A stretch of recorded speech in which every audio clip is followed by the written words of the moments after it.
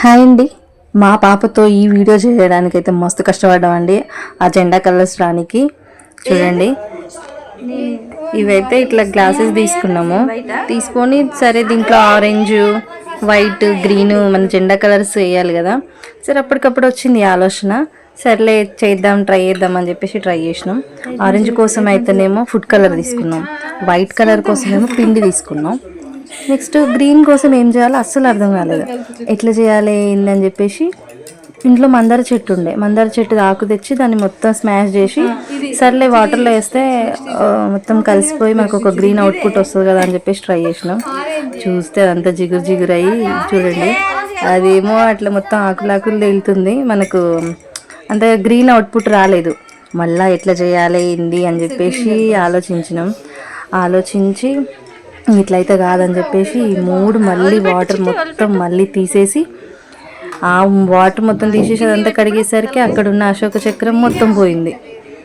మళ్ళీ ఎట్లా ఇదంతా బాగాలేదని చెప్పి మళ్ళీ ఫ్రెష్గా మళ్ళీ గ్లాసులలో మళ్ళీ వాటర్ తీసుకొని యాజ్ ఇట్ ఈజ్గా ఆరెంజ్ వచ్చేమో ఫుడ్ కలరు, ఈ ఏదైతే వైట్ ఉందో అదేమో పిండి, బియ్య పిండి.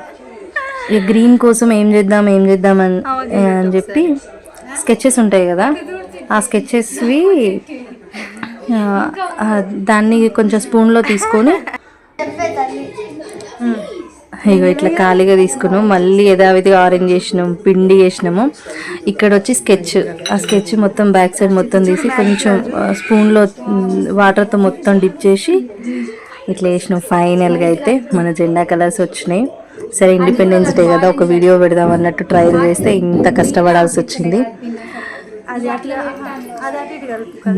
చూడండి ఇక్కడ లైటింగ్ కూడా సరిపోతుందా లేదా అని చెప్పేసి అటు ఇటు సర్దినం. ఫైనల్గా అయితే వీడియో చూడండి, మా పిల్లల్ని సపోర్ట్ చేయండి.